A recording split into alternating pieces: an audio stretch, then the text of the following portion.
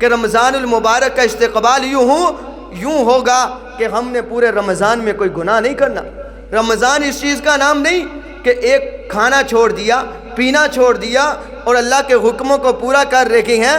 رمضان اسی کے ساتھ ساتھ اس چیز کا بھی نام ہے کہ ہم نے ہر گناہ کو بھی چھوڑنا ہے، ہم نے غیبت کو بھی چھوڑنا ہے، ہم نے جھوٹ کو بھی چھوڑنا ہے، ہم نے دکان پر بیٹھ کر لوگوں کو دھوکہ دینا بھی چھوڑنا ہے، ہم نے سود بھی چھوڑنا ہے، ہم نے ہر طرح کے حرام کاموں کو چھوڑنا ہے، ہم نے گندی گندی فلمیں دیکھنی چھوڑنی ہے، ڈرامے چھوڑنے ہیں، ہم نے اپنے گھروں سے ٹی ویوں کو بند کرنا ہے، وی سی آر کو بند کرنا ہے، کیبلوں کو بند کر کے ہم نے اپنے رمضان کا استقبال کرنا ہے۔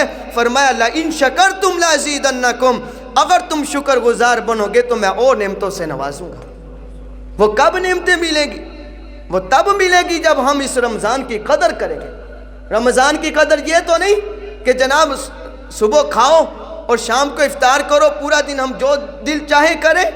فرمایا نہیں، صحابہ اکرام کے واقعات کو پڑھو، حضور علیہ السلام کی سیرت کو پڑھو تو پتہ چلتا ہے کہ انہوں نے رمضان المبارک کو کیسے گزارا ہے، انہوں نے رمضان کی کیسے قدر کی ہے۔ وہ اپنے بستروں سے جدا ہو کر پوری رات اللہ کا قرآن پڑھتے ہیں، پوری رات تہجد نوافل ادا کیے جاتے ہیں۔ تو میرے بھائیوں، اس رمضان المبارک کے اندر ہم نے ہر طرح کے گناہ کو چھوڑنا ہے۔ دوسرے نمبر پہ ہم نے حلال رزق کا استعمال کرنا ہے، ہم نے حرام سے بچنا ہے۔ ہماری سحری، ہماری افطاری کوئی حرام رزق سے نہ ہو بلکہ حلال رزق سے ہونی چاہیے، کہ ہم کہیں کہ ہم اللہ کے لیے روزہ رکھتے ہیں، ہماری سحری حرام رزق سے ہو، ہم اللہ کے لیے روزہ رکھتے ہیں، ہماری افطاری جو ہے وہ حرام رزق سے ہو۔ علماء فرماتے ہیں کہ جناب حرام رزق سے بچنا ہے، وہ حلال رزق کا استعمال کرنا ہے۔ یہ رمضان کا استقبال ہے۔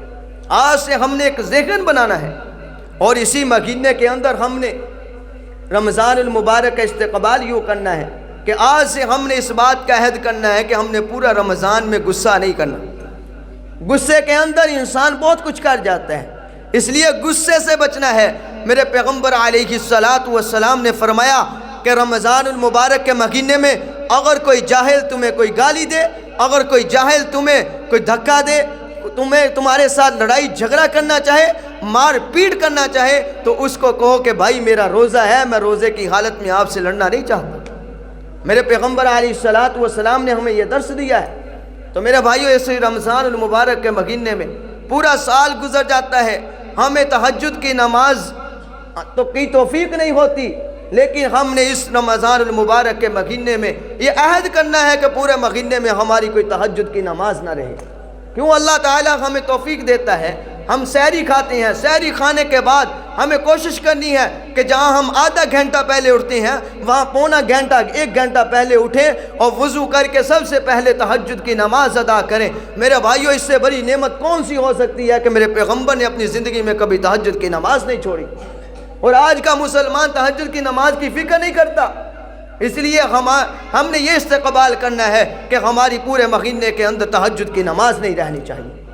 اور اسی طرح ہماری ایک یہ ہونا چاہیے کہ ہماری استقبال یہ ہو کہ پورا رمضان المبارک کے مہینے میں ہم نے بعد جماعت کوئی نماز نہیں چھوڑی۔ ہم نے یہ عہد کرنا ہے کہ ہماری کوئی نماز بغیر جماعت کے پورے مہینے میں نہ رہے۔ آج کل ہم سستی کر جاتے ہیں، کاہلی کر جاتے ہیں کہ کوئی بات نہیں یار، صبح کی نماز پڑھ لی، باقی پڑھی نہ پڑھی کوئی مسئلہ نہیں۔ لیکن میرے بھائی، کوشش کرنی ہے رمضان المبارک کی اگر قدر چاہتے ہو، اگر تم چاہتے ہو کہ تمہیں اللہ تعالیٰ اور نعمتوں سے نوازے، تو فرمایا پھر اس کی قدر کرنی ہے۔ وہ قدر یوں ہوگی کہ بعد جماعت کوئی نماز نہ رہے تمہاری، اور آج سے عہد کر کے جائیں کہ ہم کوئی نماز نہیں چھوڑیں گے۔ انشاءاللہ پورے مہینے کے اندر ہماری ہر نماز مسجد کے اندر ہوگی۔ اور اسی طرح میرے بھائیوں، اسی رمضان المبارک کے اندر ہم نے یہ بھی کوشش کرنی ہے کہ جو ہم نے گھروں سے خرافات ہیں ان کو ختم کرنا ہے۔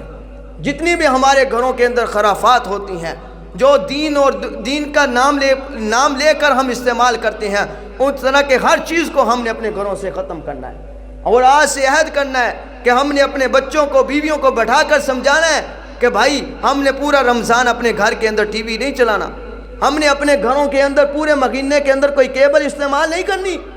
یہ آج سے ہم نے استقبال کرنا ہے رمضان کا۔ اور اسی طرح ہم نے رمضان کا استقبال یوں بھی کرنا ہے کہ جن کی دکانیں ہیں وہ دکانوں پہ بیٹھ کر یہ نہ سوچے کہ رمضان آ رہا ہے ہم مسلمانوں کو کہاں سے جناب تکلیف دیں، ہم جو چیز 10 روپے کی ہے اس کو 20 میں لا کر بیچیں۔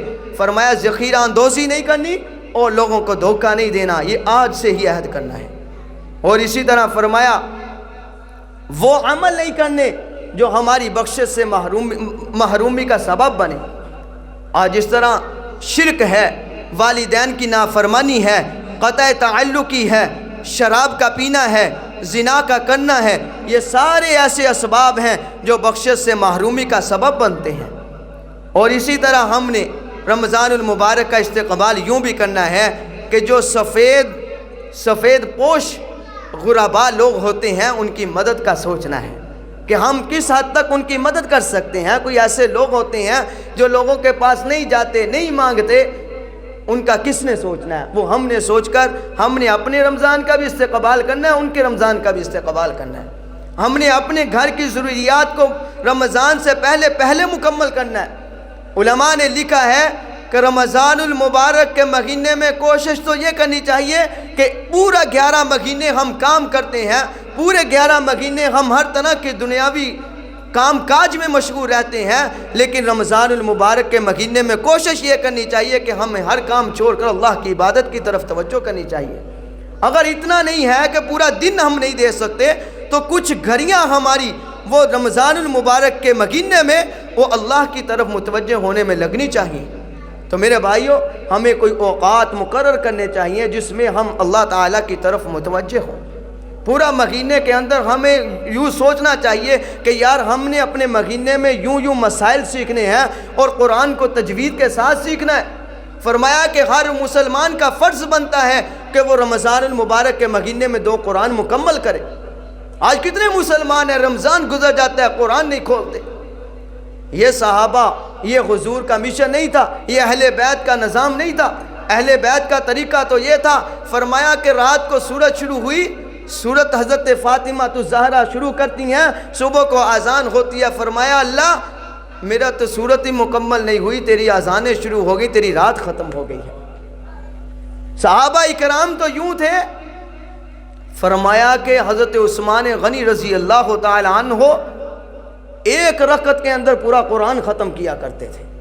1 رکعت میں پورا قرآن ختم کرنے والے، اور پوری دنیا کے اندر حکومت بھی کرتے تھے۔ اور آج ہم کہتے ہیں کہ ہم دکان پہ مشغول ہیں، ہم فلاں جگہ مشغول ہیں۔ تو میرے بھائیوں، صحابہ کی تاریخ کو پڑھو جنہوں نے پوری دنیا پہ حکمرانی بھی کی ہے اور پوری رات میں قرآن بھی مکمل کیا ہے۔ اولیاء کرام بزرگان دین کی سیرت کو پڑھو۔ حضرت زکریا سہارنپوری رحمت اللہ علیہ فرماتے ہیں، فرمایا کرتے کہ 1 رات کو قرآن مکمل ہوتا ہے، 1 دن کو مکمل ہوتا ہے۔ رمضان المبارک کو رات اور دن میں 2 قرآن مکمل کیا کرتے تھے۔ اور آج ایک ہم مسلمان ہیں میرے بھائیوں، حضرت میاں عبدالہادی رحمت اللہ علیہ کے بارے میں لکھا ہے، فرمایا حضرت میاں عبدالہادی رحمت اللہ علیہ صبح کو روزہ رکھتے، قرآن مجید کی تلاوت شروع کر دیتے، دوپہر تک وہ قرآن کی تلاوت کیا کرتے۔ جب دوپہر آتی 1 گھنٹہ آرام کیا کرتے، اس کے بعد ظہر کی نماز ادا کرنے کے بعد فرمایا افطاری بعد میں ہوتی تھی، قرآن ان کا پہلے ختم ہو جایا کرتا تھا۔ ہم نے بھی آج سے یہ سوچنا ہے کہ ہماری افطاری بعد میں ہو اور قرآن ہمارا پہلا مکمل ہونا چاہیے۔ اس لیے سارے کوشش کرو گے بھائی، جس کو قرآن نہیں آتا وہ رمضان میں سوچے کہ ہم نے قرآن سیکھنا ہے۔ رمضان المبارک کا استقبال یوں ہونا چاہیے، میں نے پہلے بات کی ہے، مہمان نے کہیں جانا ہو تو کئی ہفتے پہلے ہم جناب تیاری کرتے ہیں، پورا پروٹوکول بناتے ہیں، لیکن رمضان آ جائے ایسے گزر جائے۔ فرمایا اس سے بڑا محروم ہو کیا سکتا ہے؟ وہ شخص سب سے بڑا محروم ہے کہ رمضان آیا گزر گیا، اس نے اللہ سے اپنی معافی بھی نہ مانگی، اس نے قرآن بھی کھول کر نہ دیکھا، اس نے 5 وقت کی نماز مسجد میں ادا بھی نہ کی۔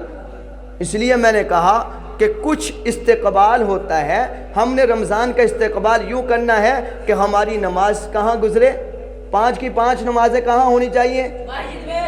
قرآن کی تلاوت روزانہ ہونی چاہیے۔